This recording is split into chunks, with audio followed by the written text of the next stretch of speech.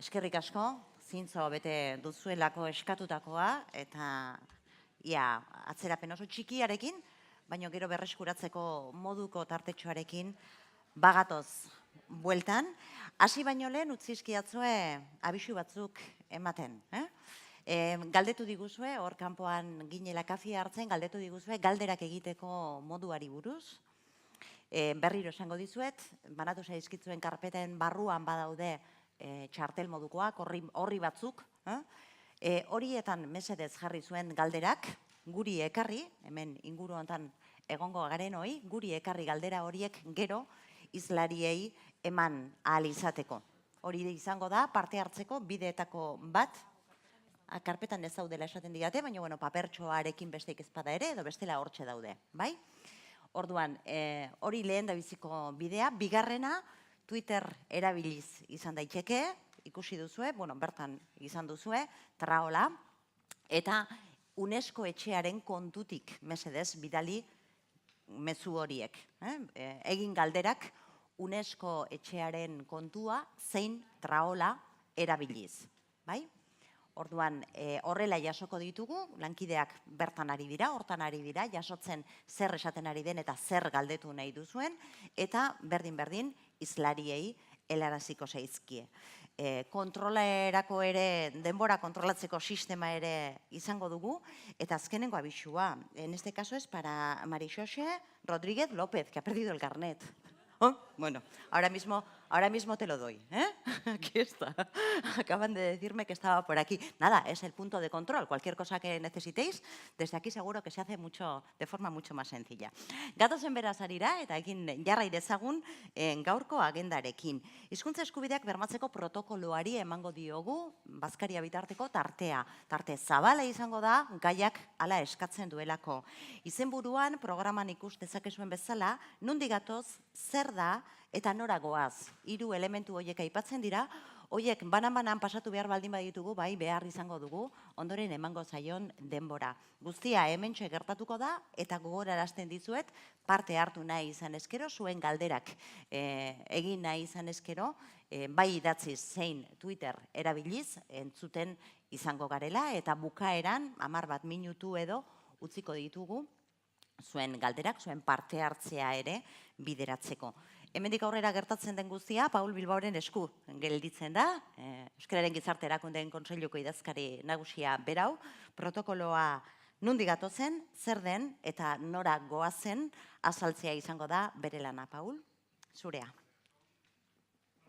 Egunon guztioi, eta lehenik eta behin zorionak UNESCO etxeari, foro honen antolakuntzagatik, eta ikusten dute pasioz betetako bi egun hauek gure esku jartzeagatik. Egia da, 2 ordu eman dezake denbora luzea dela protokoloa hitz egiteko, baina kaso 2 eguneko jardunaldi bat ere antola genezake protokoloa zer den azaltzeko. Horrexegatik, zerak esan duen bezala, Pilarrak esan duen bezala, saiatuko gara, 3 zatitan edo banatzen hitzaldi hau, ezta? Nondik gatoz, zer da eta noragoaz. Iruditzen zitzaigulako, testua importantea da, testua bera, protokoloa bera, hor jartzen neurriak garrantzitsua direla, baina akaso are garrantzitsuago ere badela kontestua, testu ingurua, zergatik sortu den protokolo hau eta zertarako izan nahiko lukeen erabilgarri. Nik pare bat zertzela da, botako dut, esan bezala gero, protagonistei eman nahi diedalako benetako hautsa. Pare bat elementu, alegia zein da dokumentu honen helburuak, Donostia 2016-ekin, proiektu honekin lankidetzan hasi ginenean, Donostia 2016 berak zituen baloreak izan genituen nolabait guretzat iturri nagusiena, alegia hizkuntza aniztasuna bermatzea eta hizkuntzaren garapena ziurtatzea oinarri izango zuen dokumentu bat, tresna bat sortu nahi genuen. Bestea, zeo zer eragingarri egitea, lehen Xabik bere aurkezpenean aipatu du ez, diagnosiak eta egiten dira eta bar, eta bueno, haber tratamendurako edo, bueno, haber horretarako tresna erabilgarri bat zor genezaken, hori izan da bigarren helburuetako bat, eta hirugarrena hizkuntza komunitatea prozesu honetan sujetu izatea. Guretzat, bueno, kontseiluaren ikuspegitik, pues hori bazan oso elementu interesgarria, alegia hizkuntzen normazional delan egiten duten gizarte eragileek izatea prozesu honetan subjektu. Eta gero bestetik, bueno, pues 3 balio sustatu nahi genuen proiektu honekin, 4 balio parkatu. Batetik elkarbizitza eta bakea, hor agertzen da, aniztasuna, berdintasuna eta eskubideak. Eta hori ere, kokatzen genuelako askotan, bueno, pues hizkuntza eskubideak agian joeran handia dago kulturari bakarrik lotzeko, eta gure ustez tresna hau sortuko bagenuen guk nahi dugu, eta helburua da tresna honek ekarpena egitea elkarbizitzari, eta tresna horrek ekarpena egitea bakeari, eta Donostia Europako kultura hiriburutza izan da, bueno, pues, Europaren eraikuntza berri batean, edo bezalako Europa baten eraikuntzan, bueno, pues, nolabaiteko mugarri bat zehaztea. Eta, bueno, hemen ere jarri dizuegu apurat nola lan egin dugun, 2 erakunde sustatzaile egon dira, Kontseilua Donostia 2016, baina hasieratik oso argi genuen bide hau ezin genuela bakarrik egin. Horrexegatik, nazioartean entzunak edo ospetsua diren 6 eragilerekin hitz egin genuen, Lingua Paz Internacional, ECMI, PEN International, CIEMEN, UNPO eta ELEN, eta horiek izan dira proiektua bideratu dutenak. Eta, lehenengo zatioetan geratuko gara, nirekin Carles Torner dagoelako, bera PEN Internationaleko zuzendari nagusia da, eta gure lehen zatian non digatoz hori berarekin partekatu nahiko genuke. Esan bezala Carles Torner egun PEN Internationaleko zuzendari nagusia da, baina ez dugu horregatik gonbidatu ona. Carles Torner gonbidatu dugu orain dela 20 urte, hizkuntza eskubideen deklarazio unibertsala sortu zenean bera orduan zelako PEN International erakundeko itzulpen eta hizkuntza eskubideen batzordeko presidentea. Eta kontuan hartuta deklarazioa han Ernaldu egin zela, lehen ideiak han sortu zirela, eta Carlesek pasio handiz bizi izan zuela orduko garaia, iruditzen zitzaigun enbaxadorerik ezin honena, orduko ideiak eta gurekin partekatzeko. Bere biografiaz, pare bat kontu, bera doktorea da, eta zandakoa, PEN International erakundeari lotuta egon da azken urte luzeetan, aurretik Ramon Llull Institutuko Literatura Departamentuko zuendaria ere izan zen, adierazpen askatasunaren aldeko hainbat saiakera egin ditu, eta esan bezala gaur hemen dugu deklarazioaren sorkuntzan edo ibilizielako. Horanik lehenengo galdera, Carles, egin barko genuke atzera 23 urte, Uda, okerrezpanago, Mallorcan, PEN-en itzulpen hizkuntza eskubideen batzordeak bilera bat egin zuen, eta hor behar bat sortu zen. Beharra, hizkuntza eskubideen aferan, eta segatik sortu zen behar hori edo.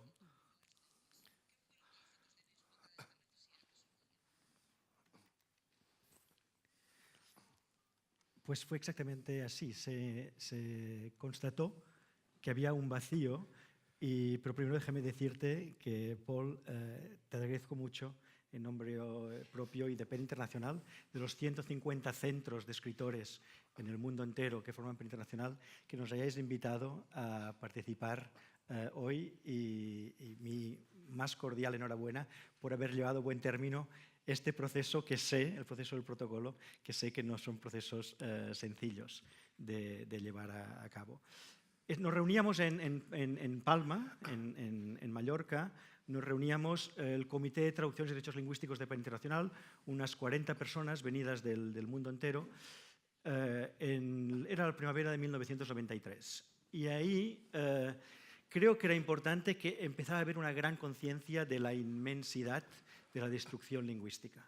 David Crystal hacía poco que había hecho su profecía de que la mitad de las lenguas desaparecerían a lo largo del siglo XXI. Había habido ese congreso de lingüistas en Quebec en el año 92 que había ya hecho un llamado abierto, explícito a la UNESCO en este sentido, y nosotros, como escritores, lo constatábamos con los informes de cada uno de los participantes. Por supuesto, en PEN Internacional tenemos, y estaban ahí, el Centro de Escritores Tibetanos en el Exilio, en Dharamsala, y explicaron su situación. Estaba el PEN kurdo, que explicó la situación de persecución en Turquía especialmente en aquel momento, y esta semana que hemos visto cómo arrancaban de la fachada del ayuntamiento de Diyarbakir el nombre kurdo del ayuntamiento, es una tragedia muy viva lo que está ocurriendo en el Kurdistán.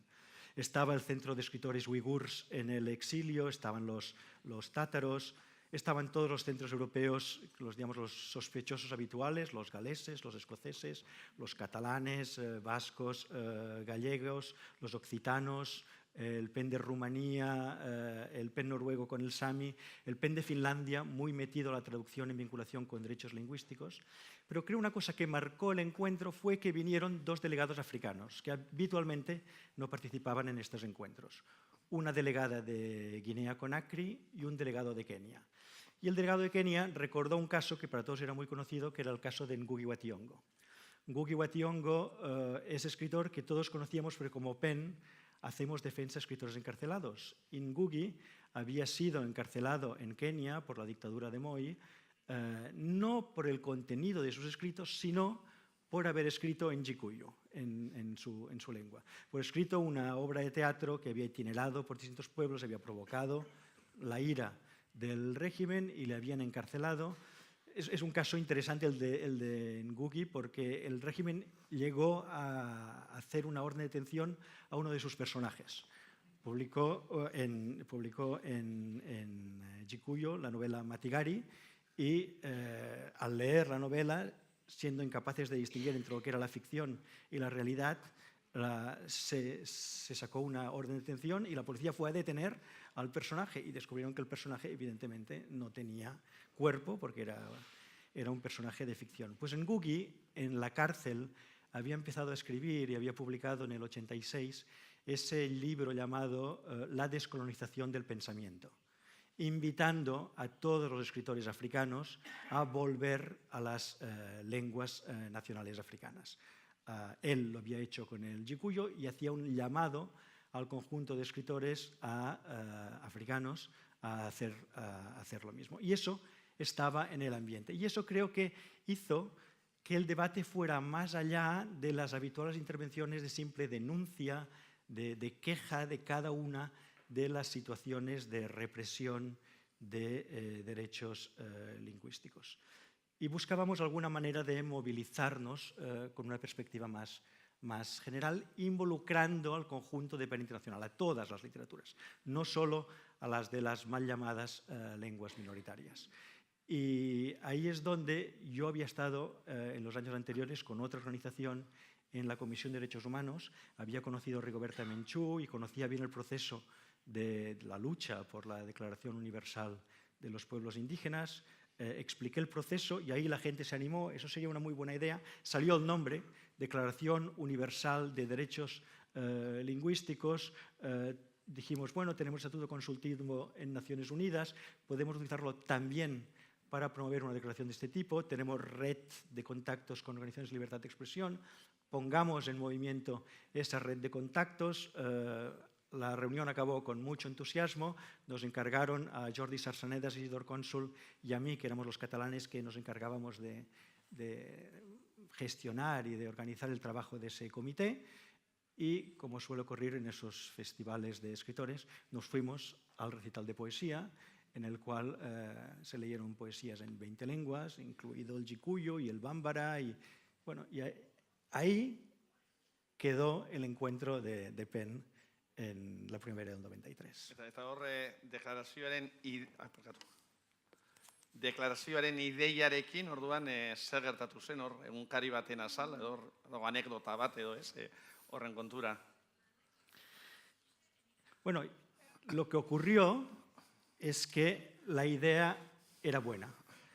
Y al día siguiente nos entrevistaron en el Avui, se publicó la entrevista con el título Hacia una Declaración Universal de Derechos Lingüísticos, y ese mismo día Aureli Argemí nos llama, nos reunimos con él y con Oriol Ramón, Félix Martí, director del Centro UNESCO Cataluña y presidente de Linguapax, nos llama, nos reunimos con él. Isidor Marí, el lingüista que era socio del PEN catalán, se ofrece para lo que convenga, y de una manera increíblemente rápida, no sé, en un mes y medio, 2 meses, teníamos puesto en marcha todo el proceso para ir hacia la redacción de una Declaración Universal de Derechos Lingüísticos. Y lo que fue realmente bonito fue ver que ese mismo proceso que había ocurrido con Aureli, que está aquí en la sala, y con los amigos catalanes, se repetía muy rápidamente.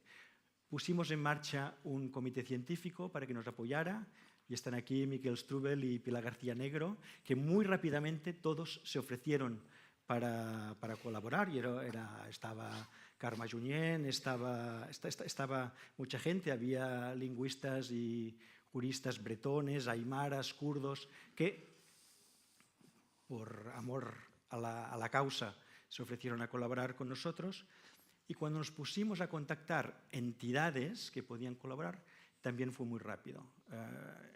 Solo os digo algunas: el Instituto Kurdo de París, el Congreso Mundial Amazigh, los centros de investigación y de promoción de lenguas africanas en 12 universidades de África y Madagascar, la Corporación de Desarrollo Mapuche de Temuco, la Asamblea del Pueblo Guaraní, la Academia de las Lenguas Mayas de Guatemala, el Instituto de Lengua y Cultura Aymara, el Consejo Mundial de los Pueblos Indígenas, que eso fue para nosotros muy importante, nos respaldó desde el principio, la Asamblea de las Primeras Naciones de Canadá, el Inuit Circumpolar Conference de Canadá también, y pequeñas entidades como, solo para mencionar una, la Asociación Kadazandusun del lenguaje. En los Kadazandusun, una pequeña etnia de Borneo, de la parte malasia de Borneo, que participaron y que viajaron a Barcelona para el Congreso Mundial de Derechos Lingüísticos.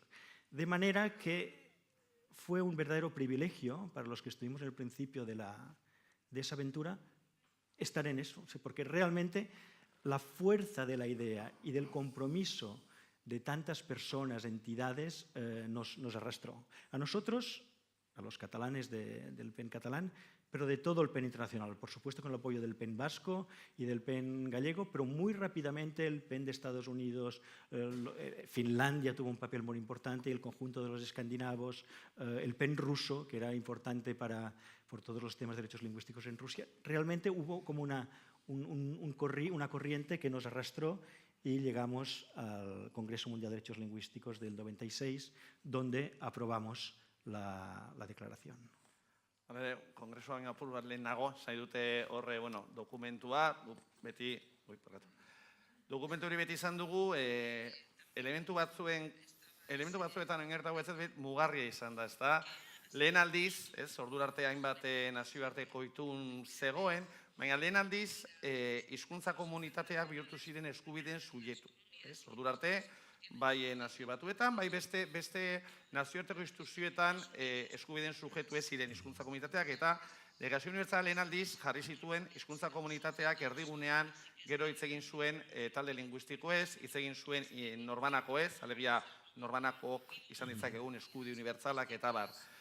Eta ni beti, hor beti sortzen zaigu, eztabaida horiek oso biziak izan behar ziren halako ondorioetara iristeko, ez? Hizkuntza komunitatea bihurtu behar zirela eskubideen subjektu, esan genezake, oinarrizkoak. Ze arrazoi egon zan, apu bat, ondorio horietara iristeko, eta benetan hizkuntza Delegazio Unibertsalaren ardatza hizkuntza komunitatea izateko.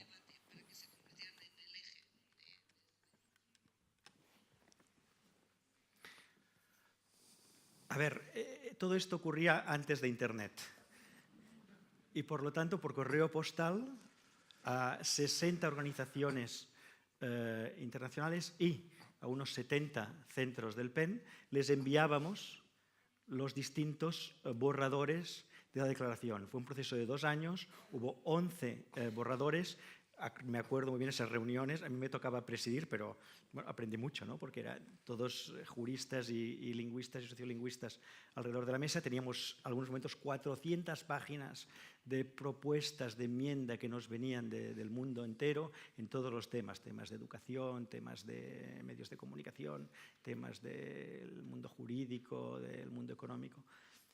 Pero la verdad es que el concepto de comunidad lingüística si la memoria no me traiciona, fue un acuerdo casi de partida. Yo creo que en el primer borrador ya estaba ahí, y yo creo que es un concepto que es como irrompible, es como el diamante. Es casi lo más importante de esa declaración, porque es un concepto que no hay manera de atacarlo. En todo el proceso posterior, en que la declaración recibió muchos ataques, ese concepto no fue tocado. Y si os parece, voy a simplemente leer 4 líneas. El artículo 1 dice de la declaración: esta declaración entiende como comunidad lingüística toda sociedad humana que, asentada históricamente en un espacio territorial determinado, reconocido o no, se autoidentifica como pueblo y ha desarrollado una lengua común como medio de comunicación natural y de cohesión cultural entre sus miembros. La denominación lengua propia de un territorio hace referencia al idioma de la comunidad históricamente establecida en este espacio. Y luego hay otros artículos que matizan y que desarrollan el concepto de comunidad lingüística. Pero realmente, desde el principio, estuvimos de acuerdo, y estuvimos de acuerdo que era un concepto que ponía en pie de igualdad a las comunidades y a las lenguas. Porque se trata de un concepto que es independiente de si esa comunidad está partida o no por fronteras, si su lengua es considerada oficial o no oficial en el territorio, si es minoritaria o mayoritaria en la región o en el país en que está, si está estandarizada o no está estandarizada, si tiene reconocimiento o no lo tiene. Es un concepto realmente universal. Bueno, porque lo que sí que estaba de partida, como convicción de todos, era que la declaración tenía que dirigirse, tenía que tener como sujeto de derecho tanto los derechos individuales como los derechos colectivos. Pero el que los derechos colectivos coagularan en el concepto de comunidad lingüística fue esencial, y creo que ha sido muy positivo, al menos ahora hablo para PEN Internacional, porque ha dado una autocomprensión. O sea, la fuerza de la declaración yo creo que es importante como instrumento de lucha y para hacer avanzar legislaciones, pero también como manera de autocomprendernos a los que luchamos por los derechos de las distintas lenguas y de las distintas comunidades. Ados, bai, hori izan zala, ez? Eta egian, gero itzingo dutaz, baina gero garapenerako agian, gero oztopoetako bat ere hor kokatu zen, ez? Eskubide kolektiboen aitortza horrek zenolako, ez da, oztopoak edo izan zitzakeen nazioarteko parametroetan.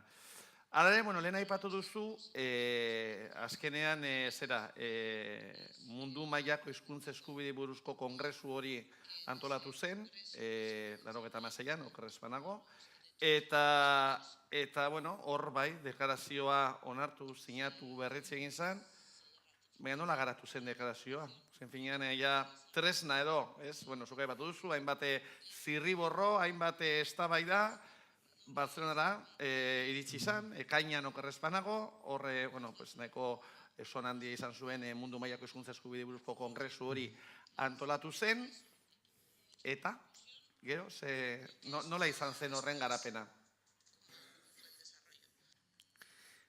Bueno, fue un proceso de 2 años realmente, y la mayoría de los contactos fueron por correo, enviando propuestas, recibiendo propuestas, y en Barcelona se reía el comité científico que iba desarrollando los distintos borradores. Hicimos un único encuentro presencial, o sea, el proceso se lanza en 94, en el 95 en Gandía hicimos un encuentro presencial donde vinieron especialistas del conjunto de la península, pero también los kurdos, también los galeses, los escoceses, los escandinavos.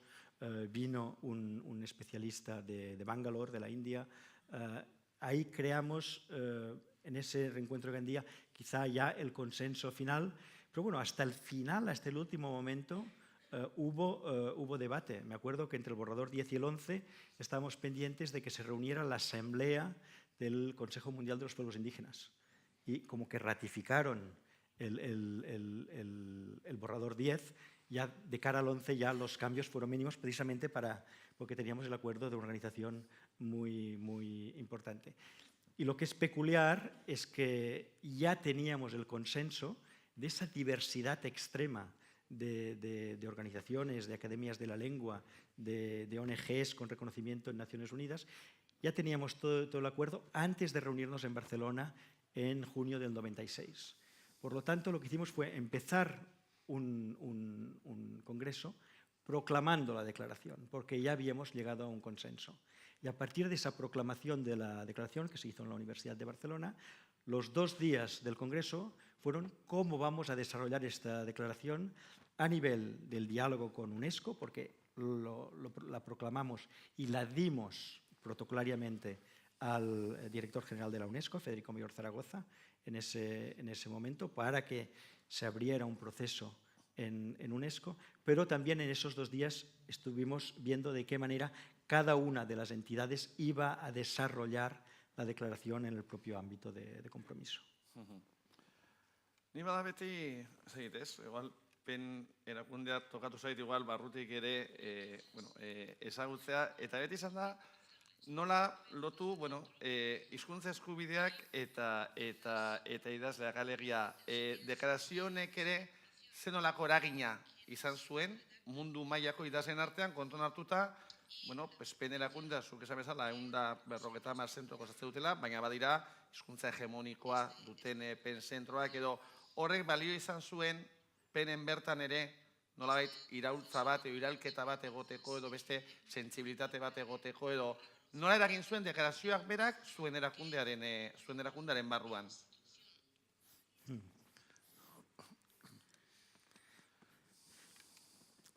Por supuesto, el debate en PEN era muy distinto al debate de los especialistas. Y había habido esos más de 60 centros que habían ido recibiendo los borradores y habían participado, pero fue muy fácil la aprobación dentro de PEN. Y para mí lo más importante es que no fue solo una declaración de los centros PEN, de aquellas comunidades que sufrían persecución. Por ejemplo, una cosa que para mí fue interesante fue que el Centro PEN de Estados Unidos vino a Barcelona al Congreso del 96, participó en la proclamación, pero muy rápidamente una de las inquietudes de los escritores de Estados Unidos coaguló en la manera como ellos viven, si se puede decir desde el otro lado, desde la hegemonía del inglés, el problema de la situación actual de la globalización, porque el inglés vive esa paradoja impresionante de ser una lengua que se percibe a sí misma como universal, como la lengua del mundo, que todo el mundo aprende, pero es la lengua que menos traduce. Solo el 3% de lo que se publica en inglés son traducciones. Y si se mira en detalle y se quitan todos los manuales y todo lo que no es literatura, al final es irrisorio lo que se llega a traducir al inglés, tanto en Gran Bretaña como en Estados Unidos, como en Australia, como en el conjunto del mundo anglófono. Y eso es percibido por los escritores norteamericanos como lo que provoca su anemia. O sea, el hecho de que la mejor literatura que se publica en Europa a lo largo del siglo XX y ahora no se esté traduciendo al inglés es un verdadero problema. Y en el 2004,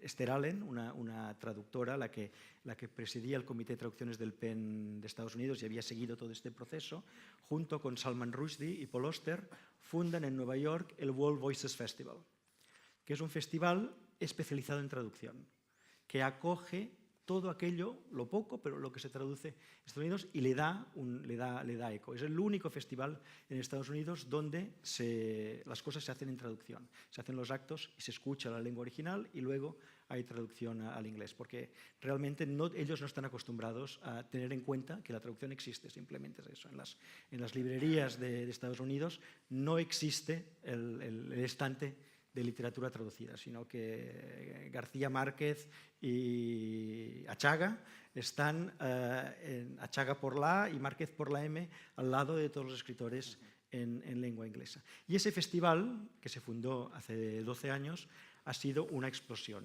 Actualmente son más de 100 actos durante una semana en la ciudad de Nueva York y es la plataforma que los institutos de promoción de las traducciones de Europa utilizamos para desembarcar en Estados Unidos. O sea, cuando yo dirigí el programa de literatura del Instituto Ramon Llull, lo que hacíamos era conseguir que un editor tradujera el libro, que fue una traducción de calidad, y el lanzamiento se hacía siempre en el World Voices Festival, porque tiene esa virtud que son escritores norteamericanos que acogen a sus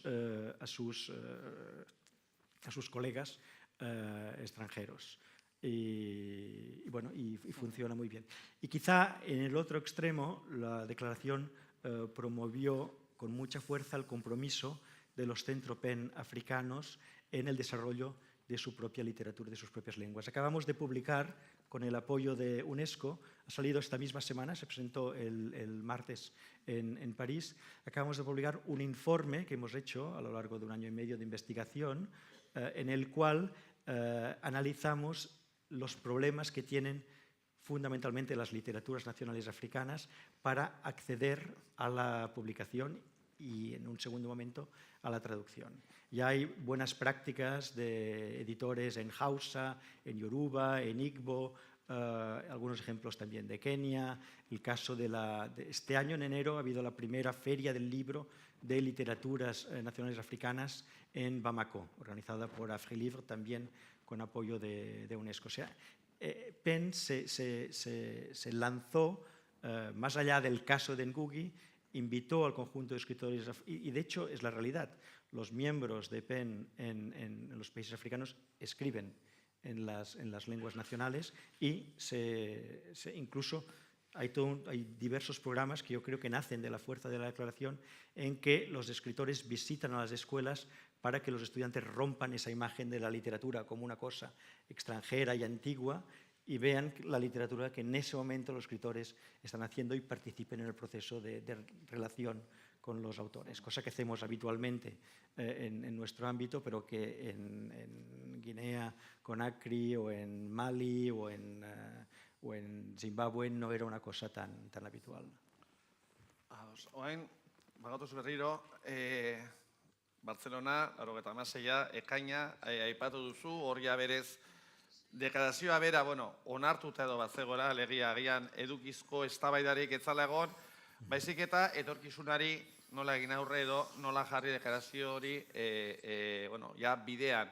Aipatu duzu, UNESCO orduan Federico Mayor Zaragoza zan buru, eta egia da, gure bezalako hizkuntzekin sentsibilitate handia zuen eta baduen pertsona bat, nola izan zen gero prozesu hori? Zai dute UNESCO ere jaso zuen deklarazioa bera, incluso badago edizioren bat, UNESCOen beraren logoarekin, nola joan zen gero prozesu hori?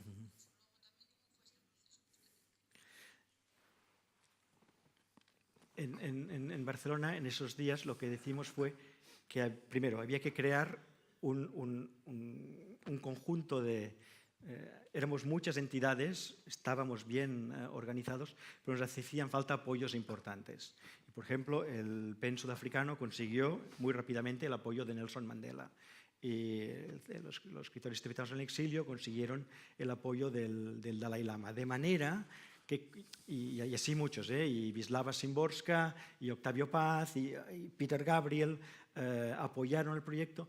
De manera, eso fue muy importante, porque cuando yo iba a UNESCO y hacíamos un acto en UNESCO al que invitábamos los distintos embajadores, quien presidía el acto era el embajador de Sudáfrica, porque teníamos el apoyo directo de Nelson Mandela.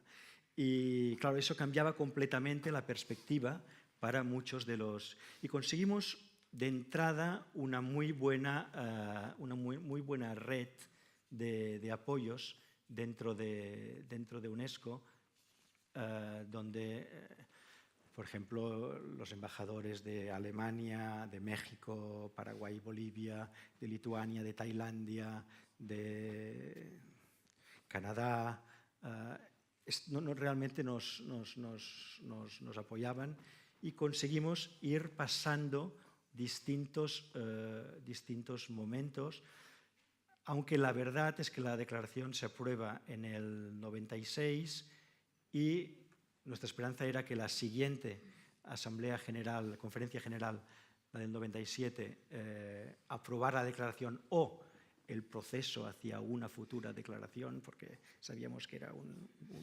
una voluntad utópica la nuestra, pero que se empezara un proceso. La Asamblea no, en las comisiones en cuestión la cosa se separó. Ahí Mayor Zaragoza intentó un último juego para que el Consejo Ejecutivo de UNESCO en el 98 aprobara una versión reducida. Habíamos hecho, con el apoyo de todo el comité científico, una versión menos ambiciosa, pero como que mantenía el hecho de afirmar, uno, la igualdad de todas las lenguas, y dos, que es un derecho tanto individual como colectivo, y afirmábamos la comunidad lingüística como sujeto de derecho. Ahí la cosa realmente se paró. Y lo que no significa que las siguientes declaraciones de UNESCO, la de la Declaración Universal de la Diversidad Cultural o la Convención para la Protección y la Promoción de la Diversidad de las Manifestaciones Culturales, esos textos son útiles. Y nosotros, este mismo informe que hemos hecho sobre publicación, el reto de la publicación en lenguas nacionales africanas, lo hemos hecho en el marco de la Convención. Pero lo que es evidente es que la UNESCO y el Sistema de Naciones Unidas no están preparados para hablar de derechos lingüísticos ni de derechos colectivos. Y lo digo, podría explicar mil anécdotas, ¿no? La reacción del embajador de Indonesia, o el de Camerún, o el de Turquía, o la no muy visible campaña del embajador español, que no atacó la declaración en un momento, pero claro, siendo una declaración de Barcelona, aprobada en Barcelona, el hecho de no tener un respaldo explícito de la embajada del propio país en la UNESCO fue una de las limitaciones que tuvimos que enfrentar. Pero realmente el sistema no está preparado, y sé que mañana viene Frank Larue. Yo estoy en conversaciones con Frank Larue desde hace tiempo, porque además él, como guatemalteco, es una persona muy sensible al tema y que lo ha trabajado. Seguimos buscando un hueco, porque aunque la situación en Naciones Unidas esté lejos de estar preparada, yo creo que nosotros sí que estamos preparados y que hay que seguir en ello. Y creo que el protocolo, en ese sentido, muestra que estamos preparados, que tenemos ideas, que tenemos visión, que tenemos capacidad de articulación, y que ese texto es un texto que está vivo y que va a dar frutos en un momento en que quizá ahora no podemos acabar de vislumbrar, pero que vamos a conseguir en algún momento que haya un texto de ley internacional que proteja los derechos de las comunidades lingüísticas. Beste barik amaitzeko, hemen txandaka egin behar dugu, ja, maila personalago batean, orain dela 3 urte izango da, 2 urte luze, aprobetxatuz, zu Londosetik etorri bazenuela, zurekin bildu ginen Bartzelonan, oraindik proiektu hau, esen ez da proiektua ere, alegia ideia zoro bazen, eta, zure iritzia, peneko zuzendari bezala, eta jaso genuen, 2 urte eta erdi pasatu dira, ja 2016ko abenduan gaude, badakagu protokoloa, eta zuk ze virtualtasun ze etorkizun ikusten diozu dokumentu honi, lehen aipatu duzulako deklarazioak oztopo batzuk izan zituela, eta bar, baina honek etorkizunari begira ze etorkizun izan dezake dokumentu honek? Yo le veo mucho futuro, porque creo que está muy bien planteado. O sea que para mí es tan importante el texto, y que vamos a conocer en el acto de pasado mañana, como el proceso.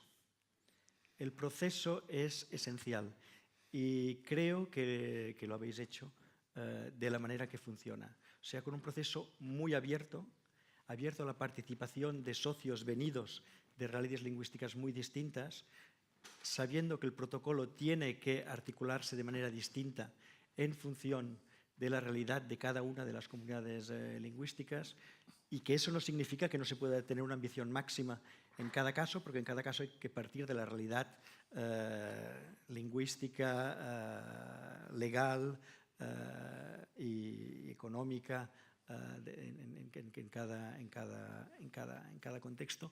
Yo creo que está francamente bien planteado, porque está planteado de una manera que va a poder adaptarse a lo que sea o no la reacción de las instituciones públicas. en cada uno de los países, en cada una de las regiones, de las naciones donde el protocolo se quiera desarrollar, pero también frente a las instituciones europeas. Yo creo que las instituciones europeas necesitan, aunque a veces parezcan tan cerradas como acabo de decir que lo está el Sistema de Naciones Unidas y la UNESCO, pero realmente necesitan esa visión que aporta el protocolo.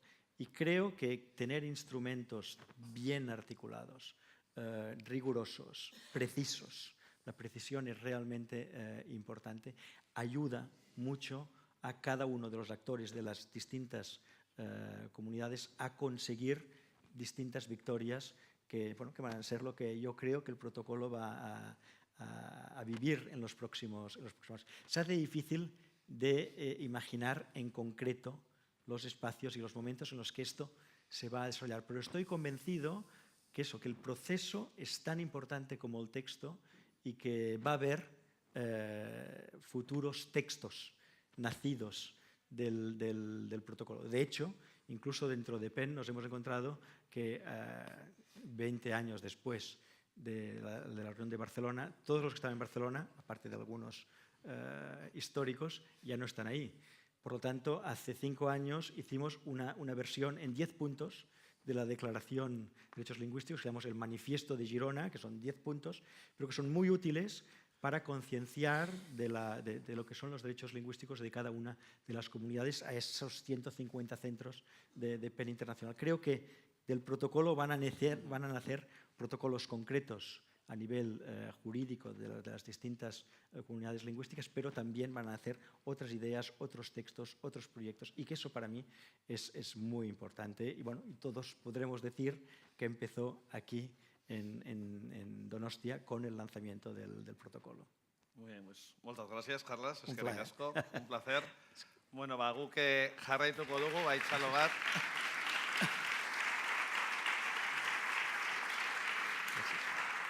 Bueno,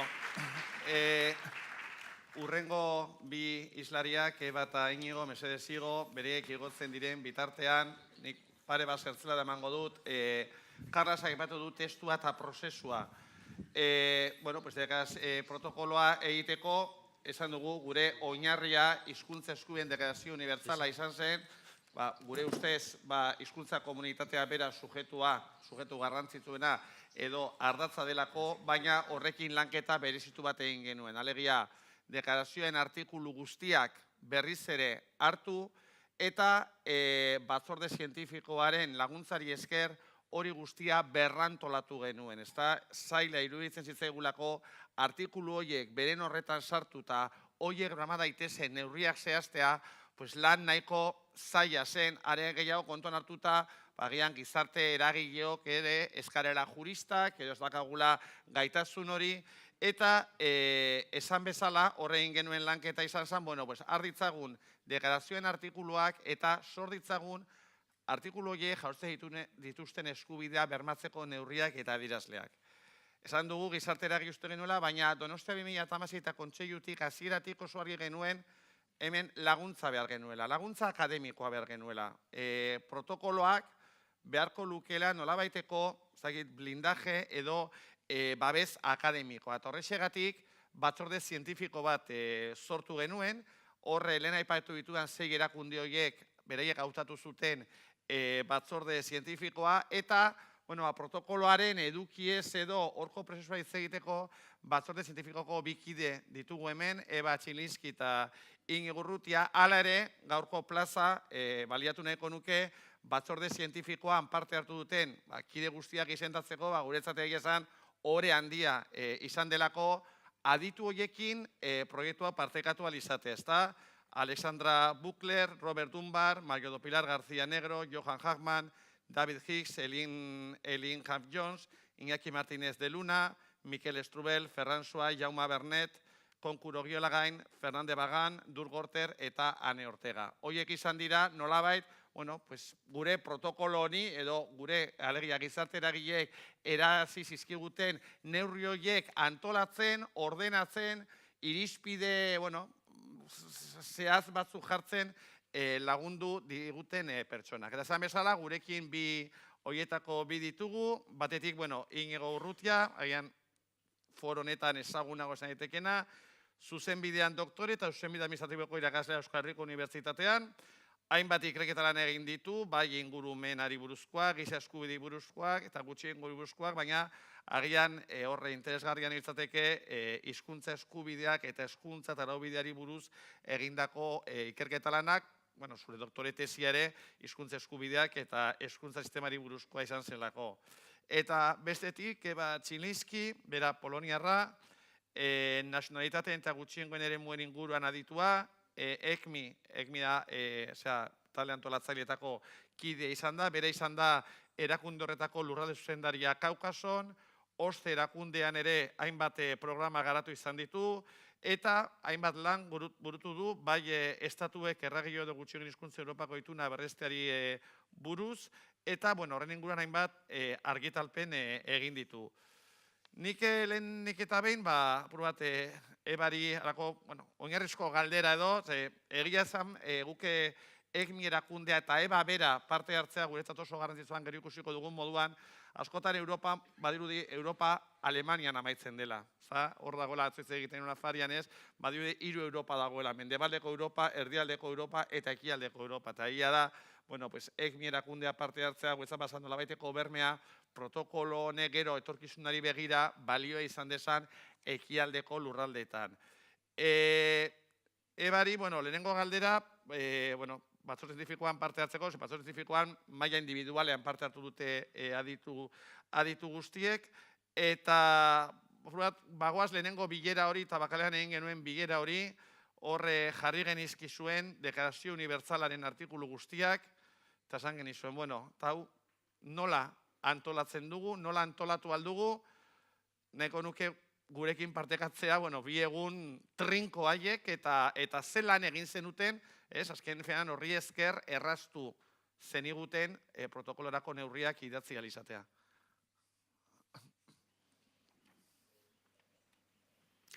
Well, first of all, thank you very much for having me here. And also thank you for giving the opportunity to represent the scientific committee at this discussion. At the same time, apologies for not speaking Basque. It will come, but later. Nevertheless, it was a very interesting process. And since we were gathered in Tabacalera, coming from very different countries, from very different language environments, including minority languages. I myself come from Eastern Europe, from Poland. So therefore, the review of the declaration has been made in order to look at the article by article or the thematic area by thematic area, to what extent the 20 years that have passed has changed the environment for different minority languages, and to what extent, when preparing the protocol, the measures and the indicators, we need to look into the current situation and also to look how we need to modernize the declaration. So when the protocol will be finalized, then to what extent we need to look into the today's realities in order to make the protocol implementable.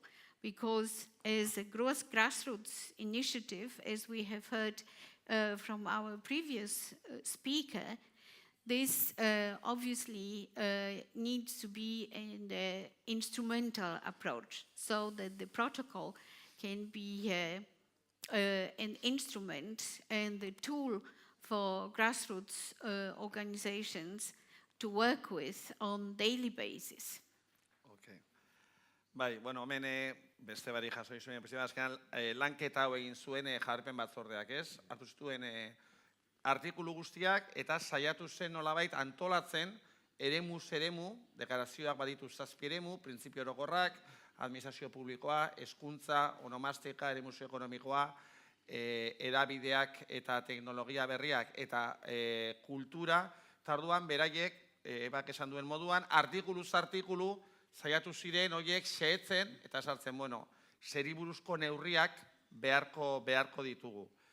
Inigo, bueno, lehenengo galdera, bueno, nahiko antzekoa, segatik erabaki zuen parte hartzea, bueno, garrantzitsuena da, protokoloak lehenengo partea, eta azken finan horiek dira protokoloa ardazten duten printzipioak, ez da? Printzipio orokorrak, egia da hori dela protokoloan amaieran egindana, alegia hartu dira neurri guztiak eta bareta, talde antolatzailearen azken bileran urrian ja definitu zituen zein diren protokolaren printzipio nagusiak. Eta nik horretaz segaletu nahiko nizuk, ez? Hemen dituzu, horiek dira protokoloaren printzipio nagusiak, ze valorazio egiten duzu, zu batzorrentifikoan batatu zenuen, baina hau ja azken bileran egin zen zuen ekarpen guztiekin erabaki zen hauek izango direla protokolo ardaztuko duten printzipioak edo. Ze valorazio egiten duzu edo ze berrikuntza edo ze... Lehenbizi eskerrak ematea dagokit, talde sustatzaileari parte hartzeko aukera eman zidalako prozesu honetan, benetan aberazgarria izan da. Zergaitik parte hartu nuen, apuratu horrekin abiatuko nahi, zergaitik parte hartu nuen talde zientifiko honetan, Paul gogoratzen nola, etorri zitzaidan eta esan zidan, behira, ideia bat daukagu, eta da batetik Bartzelonako deklarazioa hortu, bestetik UNESCO-ko estandarrak hartu, nazioarteko hitzarmenetan jasotzen dena, guzti hori hartu, eta nolabait, hortik zerbait atera behar dugu. Eta pentsatu, zelako lioa, nola esango diotezetz, ez? Beraz, aurrera eta nirekin kontatu, ez? Egia esan bezala oso aberazgarria da, eta, lehenbiziko zatiko balantzean, niretzako, balantze erabat positiboa da. Hain zuzen, iruditzen zait, ardatxonek benetan garrantzia duela, ez? Bertan, ezartzen da zein izango den protokoloaren nolait estandar orokorra. Hemen daude, hola multxoka banatuta, baino berez 15 neurri dira, eta 15 neurri horiek egiten dute erretorikatik aruntzago egin, ez? Nolabait, eskubide, benetan konfiguratuta dauden eskubideak eta jutzen dituela iruditzen zait. Hau da, ez bakarrik eskubidea dauka zerbait egiteko, baizik eta beste aldetik, botere publikoak beharra du hau bermatzeko, ez? Nolabait, eskubide subjetiboen bi alde horiek, nolabait, lotu dituela iruditzen zait. Abia puntua argia da, lehen komentatu da, lehenbiziko elkarrizketan, hizkuntza eskubideak eta oinarrizko eskubideen arteko lotura hortatik abiatzen da, eta ez da, iruditzen zaituan aipagarria baita ere, diskriminazio ezari buruzko zerak, ez? Deklarazioak eta, ez? Irakurri ezkero, hor konturatuko gara, ez dela modu pasibo batean diskriminazio eza deklaratzen, baizik eta neurri zuzentzaileak planteatzen dira, gutxitua edo baztertuta dagoen hizkuntza garatze eta laguntze aldera, nolabait neurri zuzentzailetaz hitz egiten da, neurri positiboetaz hitz egiten da, hau da, nolabait gutxitua den hizkuntza lehentasunezko rol bat izan dezan, hori da erronka eta hortara egin behar du legislazioak, bai barne jardueretan, zein kanpo jardueretan. Protokoloak nolait estandar batzuk ezartzen ditu, ez? Eta gero urrengo fase izango litzateke horra nola heldu. Hori gero uste dut hobeto azalduko dela, baina nolabait urrats bete daiteken instrumentu bizi bat dela iruditzen zait. Hizkuntza gutxituei errekonozimentu juridikoa zor zaiela bertan agertzen da, hizkuntza gutxituen ezagutza unibertsalizatzeko neurriak hartu behar dira, bereziki zati honetan pentsatzen ari da, hizkuntzako arlo horretan, hizkuntza arnazguneek ere badute bere txokoa bertan, hau da, hizkuntza gutxitua nagusi den eremuetan, nolabait hori lege babes bat behar duela, eremu horiek babestu, hizkuntza babestu, eta nolabait lurraldea eta hizkuntzaren arteko lotura horiek bertan garatu dira, eta baita ere memoria historikoari buruzko zera batzuk, ideia batzuk ere badira, ez? Nolabait azterketa kritiko batetik abiatuz, erreparazio neurriak ezartze aldera. Esan daiteke orokorrean, estandarrak bi oinarri dituela. Bata, izango litzateke helburua hizkuntza elkarte edo komunitateetako hizkuntza horiek ofizialtasuna sor zaiela, eta bestetik lehentasunezko hizkuntza bihurtze aldera nolabait neurriak hartu behar direla. Bai, bueno, egia da, uneroari gara hizkuntza komunikazio unibertsala, baina egia da gure dokumentuak beste ardaz bat izan duela, inok esan bezala, UNESCOk egindako, ez, niri, ez entzuten? Bai, ez? Inigo erentzat. Horre egia da, deklarazio unibertsala dala bere, oinarria, baina UNESCOk egindako zera desagertza dauden hizkuntzen bizitasun maila neurtzeko adirazleak ere erabili izan ditugula, eta beste hainbat dokumentu ere izan ditugula erreferente hori. Zetasun hori egia inok egindu, ari gara deklarazioa dardatza, baina saiatu gara beste dokumentu horiek ere eta dokumentu horiek printzipioak gure protokoloan jasotzen. Ebak parte hartu zuen, bigarren saioa egin genuen, batzorde zientifikoaren bigarren saioa, guk ja prozesua martzan jarri genuen, alegia lehen ikusi den zuen fitxa hori, Europan zehar hainbat aurkezpen egin zen, eta gizarte eragin aldetik ekarpenak jaso ziren, 400 esaten dugu, baina uste dugu askoz ere gehiago jaso genituen, saiatu zen galbaea edo pasatzen, baina batzorde zientifikoari azken finean lan hori eskatu genion. Hau da gu jaso dugun informazio guztia, baina guztia ordenatu egin behar da. Eta orduan, eremuka taldekatu genituen batzorde zientifikoko kideak, eta ebak parte hartu zuen bai administrazio publikoaren, bai eremu sozioekonomikoaren lantaldean. Hemen jasotzen dituzue, administrazio publikoa idekoan ez, ze atal jasoko dituen protokoloak, baina nik ebari galetu nahi nioke, aber lanketa hori egitea, alegia, zue jaso duten materialura 260 neurri, aber horren sintetizazio egitea, zenolako arazoak izan zituen, beste elementu bat, eta nik uste dut, ebak protokolari egin dion ekarpen garrantzitsuena izan dela, guk askotan oso mendebaldetik egiten genituela edo egiten ziela proposamenak, eta nolabet, ebak hor kolpe ematen zuen maigainean, esanez, kontuz, Europa ez da Alemanian amaitzen, Europa ekialderago iristen da, eta protokolo honek balio izan behar du, horko hizkuntza komunitateei ere baliogarri egin behar zaie, hor bageneukan justiziaren eremuak sortzen zizkigunez arazoak, nola bizi izan zenuen eta nola etorri ziren zure ekarpenak eremu horietan, eba?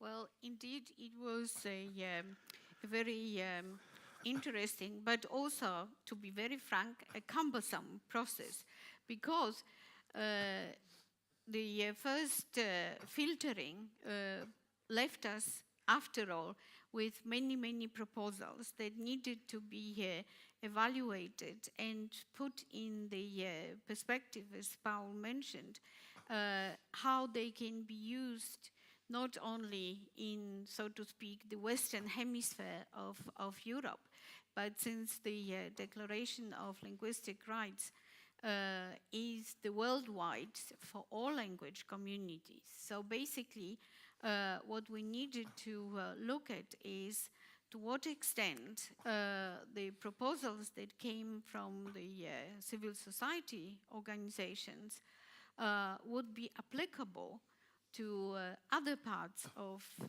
the European continent, but also to other parts of the world.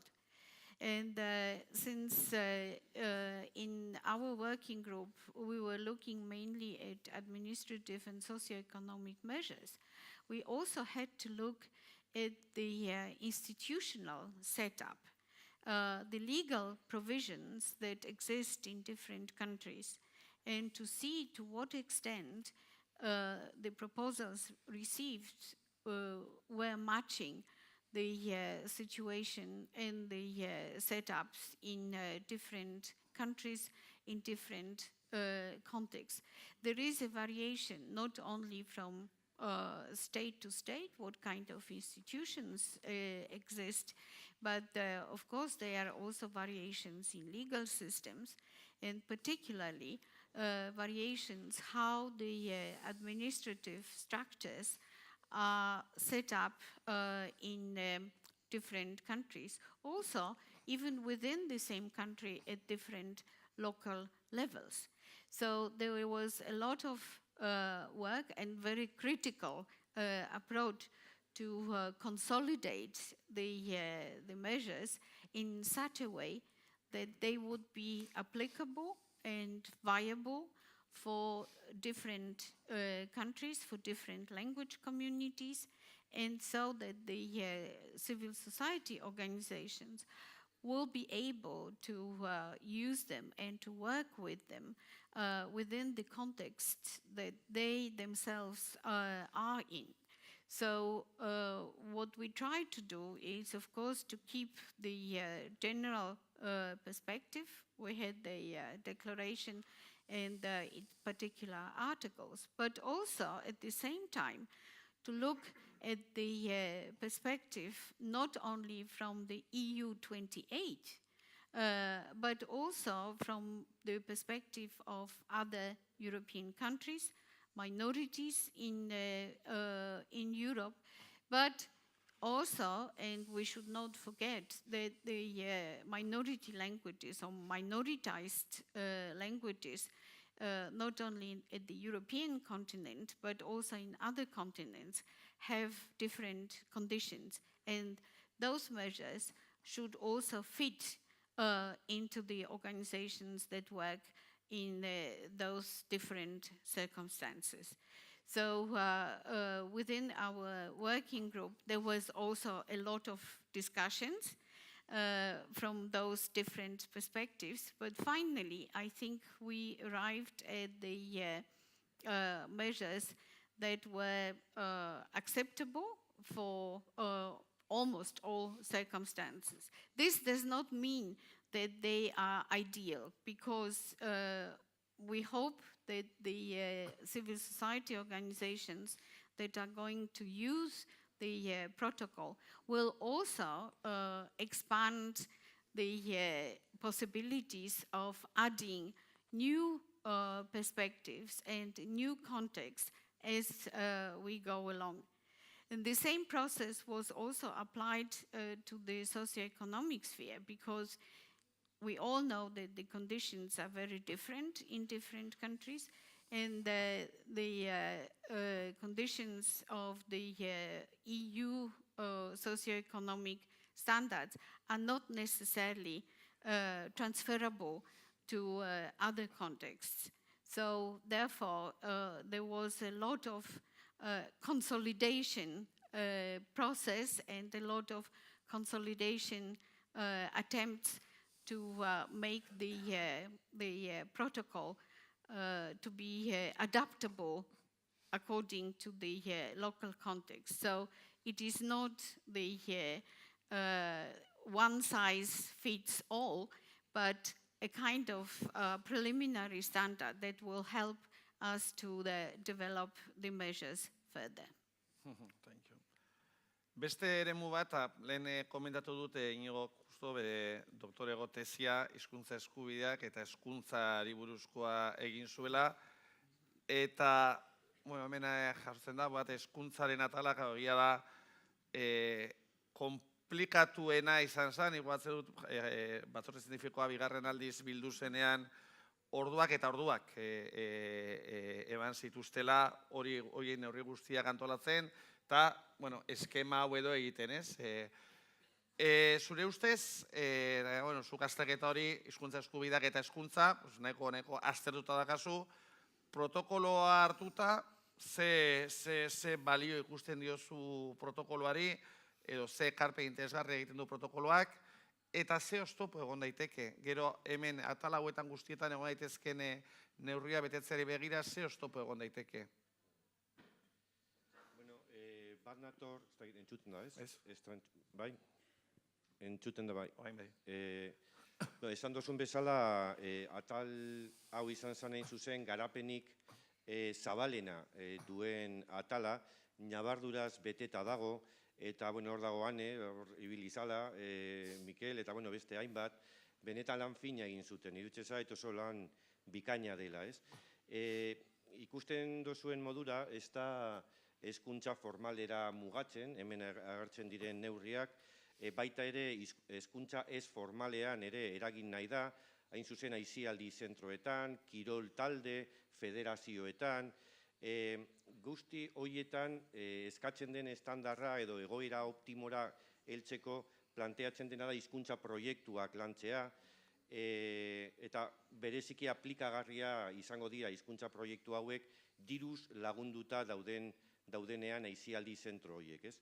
Baita ere, helduen etengabeko formazioari buruzko ideia interesgarriak aipatzen dira, hain zuzen, hizkuntza gutxitua ikasi nahi duten herritar guztiei doainik ikasteko aukera bermatu behar zaiela, administrazioak herri ekimenarekin batera elkarlanean bermatzeko konpromiso hartzen duela, zera hau, hezkuntza formalari begira ere badira nolabait,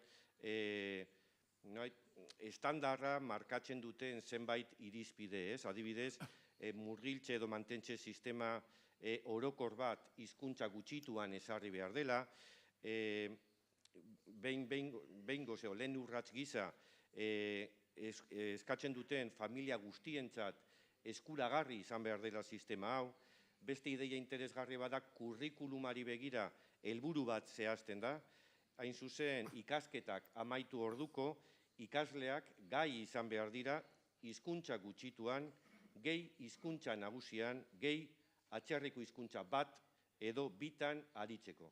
Nolabait, benetan helburu, interesgarria da eta nolabait berritzailea klabe horretan, ez? Nolabait, estandar hori da, zuzen, ezartzen den goiko estandarra, ez? Etorkinei begirako artikuluak edo badira ere,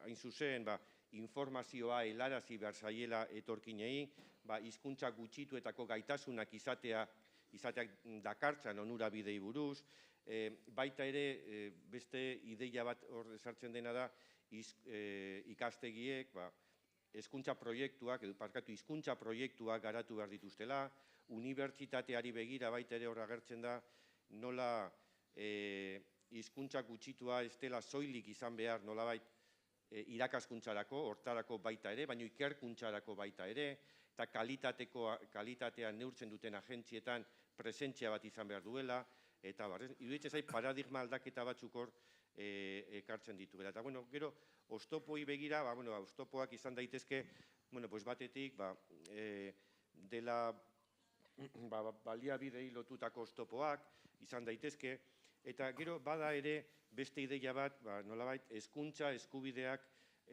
berez, hizkuntza aukeratzeko eskubidea dakarrela. Eta orain ikusten ari da, hain zuzen, Katalunian, eta nolabait, ulerkera hori bereziki hizkuntza nagusietako gurasoek, baliatzen ari dutela. Horri buruz, luze jardun genezake, orain ez daukate horretarako astirik, baina bai esan nolabait Europako giza eskubideen auzitegiak horretaz jardun zuela, eta nolabait esan zuen hezkuntza eskubidearen eduki linguistikoa nahiko mugatua zala. Beraz, nolabait neurri proportzionalak eta ezartzea hori botere publikoen esku dagoela. Nolabait, oztopoak izan daitezke, baina horiek ere gainditzeko bidea egin behar da, eta hain zuzen helburua baldin bada, estandarra baldin bada ofizialtasun estatusa hizkuntza gutxituarentzat, nola ez da izango ba, nolabait euren esku edo hizkuntza elkarte horren esku murgiltze sistema bat eta hemen agertzen dien neurriak, irutxe zaitera batek zentzuzkoa diela. Ados. Beste eremu sozioekonomikoari dagokionez, horre parte hartu zuen, zehozera aurreratu digu, inote azken biraren esperientzia partekatu duenean, alegia eremu sozioekonomikoa ere, gure bizitzaren zatirik handiena, eremu honetan ematen dugu lanean, beste zerbitzua jasotzen. Zure ustez, ze garrantzia dauka eremu honek hizkuntza eskubideen esparruan, hau prestatzen ari ginenean, horre azpimarra jartzen zenuen, ez? Eremu sozioekonomikoak izan beharko lukeen garrantzia edo hizkuntza eskubideen bermatzeko protokoloan.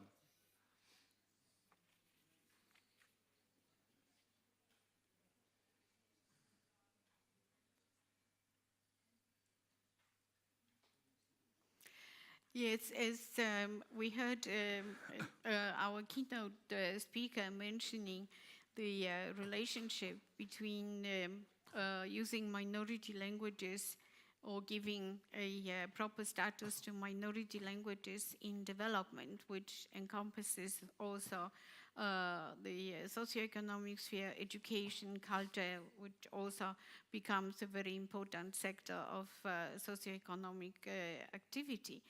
This is where we also looked into a slightly different sphere of the financial aspects, how to include minority languages in the activities of the financial sector, but also looking at the labor market. And the colleagues that were in our working group, we have debated this very much because obviously labor market is also very differentiated in terms of the countries where such markets exist and how they work.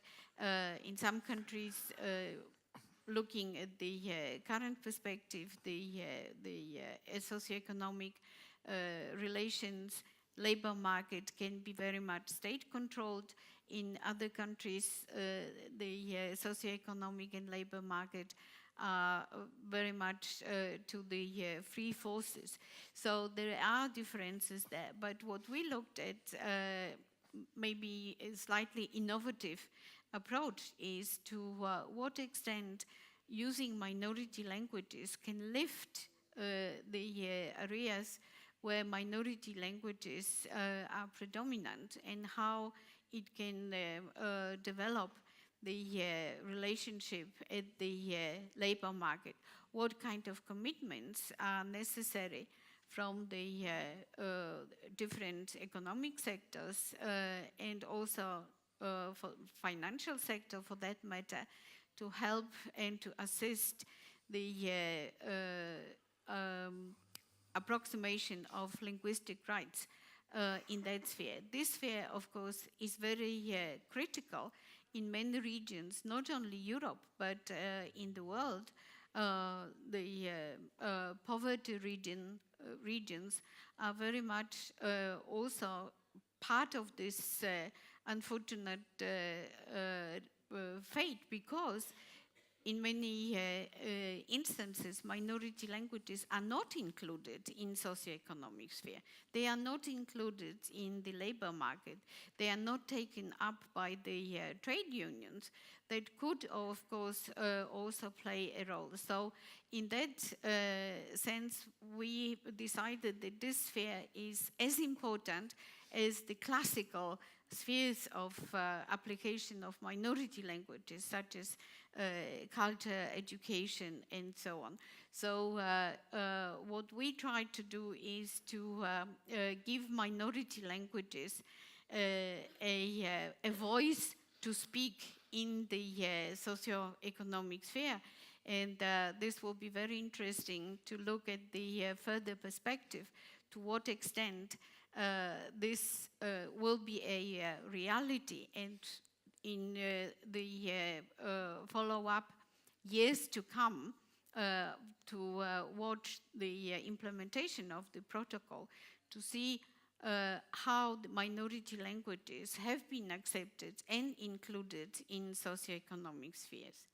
In some countries, particularly when we go east, I mean east, not only Eastern Europe, but very much east, there is a predominant approach to minority languages that they do not really matter because everything is in English anyway. It is not quite so true because we can see that in many countries, local markets operate in minority languages. And this also brings us to the perspective of education at the local level, which gives local people, the minority groups and minority communities to use their language, not only for the purpose of communicating, but also formally develop the language so it will not lose the function in the modern context. And this is very often the fate of smaller languages, that they sort of become a conservative way of keeping them as a heritage, cultural heritage, but not very much in the modern perspective of having a functional role in the society. Aguaz aurrera ja denborarekin, apur bat estutzen, igara pixa, nolabait, protokolo horren atalak, hitz egin dugu printzipioez, hitz egin dugu administrazio publikoaz, hitz egin dugu eremu ekonomikoaz, hitz egin dugu hezkuntzaz, beste atal bat, erabideak, eta ja hor amaitu beharko dugu, besteak kultura, tonomastika eta ez da edabidea gehien bat, lehen aipatu dut, Inigo hezkuntza izan duen, hezkuntza eta hezkuntza eskubidea, baina edabideen inguruan ere hainbat artikulu idatzi izan duzu, edabideak eta hezkuntza gutxituak, eta baina inuko horrela, panoramika orokor batean, protokoloan agertzen dien neurri horiek inguruan, edabidei dagokienez, ze berrikuntza ekar dezakete, edabideak askotan hor, jasota dago informazioa hizkuntza guztietan jasotzeko eskubidea, teknologia berriak egia da bere neurri sorta daukatela, ze ekarpen interesgarri egiten du protokoloak edabideen eremuan? Bueno, edabideen inguruan badira alako berrikuntza batzuk, adibidez planifikazioaren garrantzia behin eta berriz aplikatzen da neurriak eta esartzeakoan, edo neurrietan ez agertzen da, plangintza baten arabera, jarduteko beharra, edabide publikoak eta herri ekimenetako edabideen arteko elkarlana hitz egiten da, nolabait batzordeak eta baina nolabait gauzarik berritzaileenetarikoa izan ditekena da kuota sistema bat ezartzen dela, nolabait bai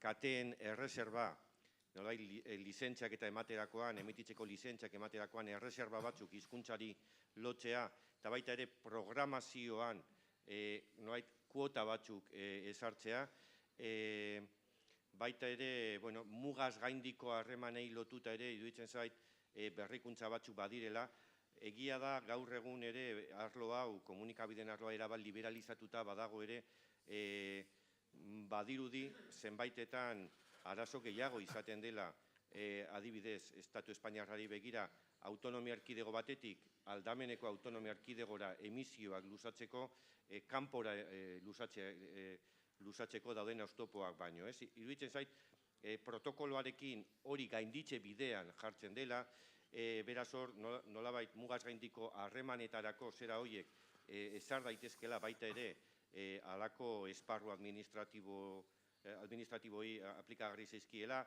teknologia berriei buruzko atal oso bat dago eta erabat berritzailea da, softwareari buruz hitz egiten da, zerbitzu digitalak hizkuntza gutxituan izateko eskubideaz, gazteei zuzendutako produktu digitaletaz hitz egiten da, beraz, iruditzen zait erabat berritzailea dela eta lau. Ados. Esan bezala badira, kultura dakago, nomastika dakago, urrengo islariak ere ona igo nahi ditut, amaitzeko, azken ohartxoa egiteko, ni aurrekoan ebak bidalizioan mezu batean gustatu zitzaidan esaten zuen, uste dut prozesu garrantzitsua izan dela protokoloa deklarazioaren lienzoaren aurrean jartzeko edo, ez? Orduan, galdera, uste duzu marrazki polita egin dugula, irudi polita egin dugula, deklarazioaren lienzo horretan irudi polita egin dugula?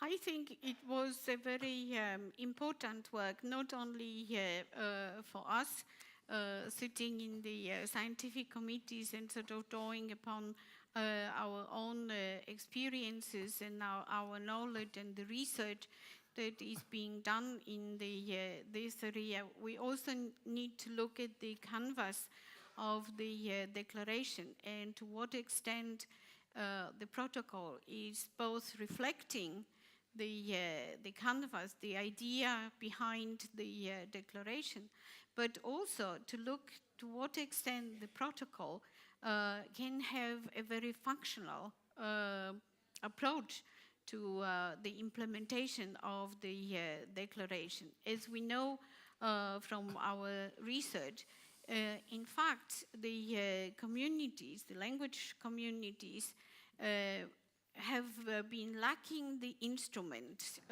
to do their work on daily basis in the environments they are, because we always been thinking of another instrument in relation to minority languages, and this is the European Charter for Regional or Minority Languages, which is a legal document. But at the same time, this legal document, the convention, is the convention that the governments ratify. They, of course, have to do it and go through all the measures, and they prepare the declaration in collaboration with civil society and the speakers of the languages.